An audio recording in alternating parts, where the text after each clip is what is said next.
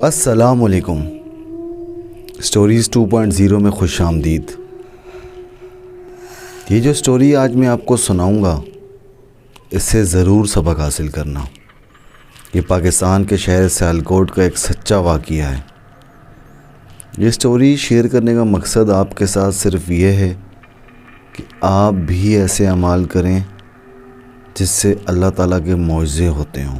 دنیا میں کوئی بھی بیماری لا علاج نہیں ہے، اللہ بہت طاقتور ہے۔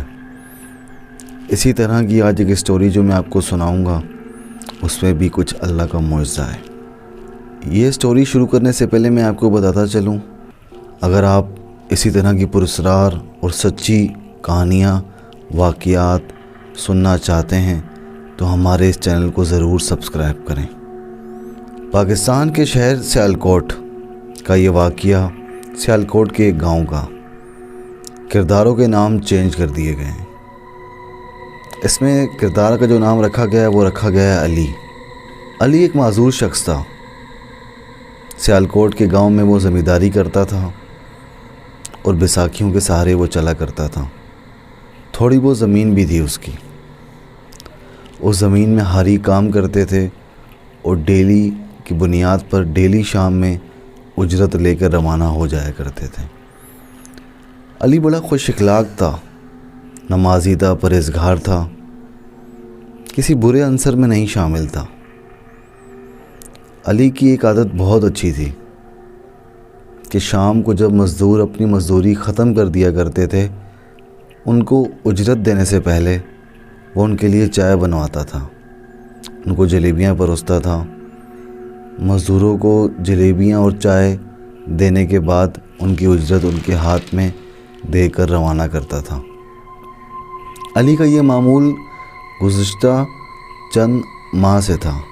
وہ اسی طرح ڈیلی جب مزدور اپنا کام ختم کرتے تھے تو شام کو اجرت لے کر جلیبیاں اور چائے پی کر روانہ ہو جایا کرتے تھے اور علی کو بہت دعائیں دیتے تھے۔ یہ معاملہ یوں ہی چلتا رہا۔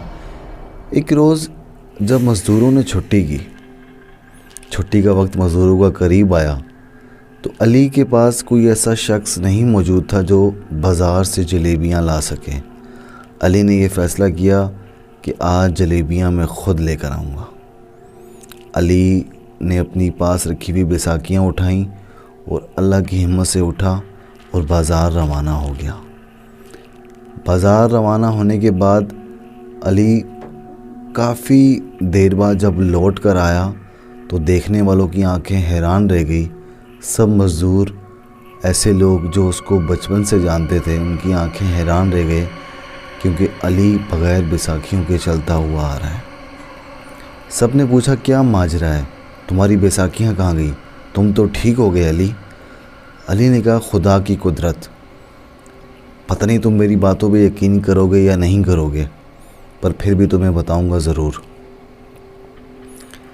جب میں جلیبیاں لینے کے بعد واپس ریل کی پٹری کراس کرنے لگا تو وہاں ایک عجیب نما پرندہ آ گیا جس کا قد مجھ سے کافی بڑا تھا۔ میں نے وہ پرندہ زندگی میں فرسٹ ٹائم دیکھا اور اس کی جان بھی مجھ سے کئی گنا زیادہ تھی۔ اس پرندے نے مجھے اپنے پروں سے اٹھا کے زمین پر پٹکا۔ پٹکنے کے بعد وہ اڑ گیا۔ جیسے ہی پٹکنے کے بعد جب میں قوت سے اوپر اٹھا تو میں کیا دیکھتا ہوں کہ میں بغیر بیساکھیوں کے سہارے اپنے پاؤں پر کھڑا ہو گیا ہوں۔ ان مزدوروں میں ایک بزرگ بھی تھا۔ اس نے کہا علی، یہ جو تم اپنے مزدوروں پر رحم کرتے ہو، ان سے دریا دلی کرتے ہو، ان کے ساتھ ہمدردی کرتے ہو، خدا نے آج تمہیں اس کا صلہ دے دیا۔ خدا نے تمہارے پاؤں تمہیں واپس لوٹا دیے۔ ناظرین، یہ کہانی سچی کہانی ہے، سچا واقعہ ہے پاکستان کے شہر سیالکوٹ کا۔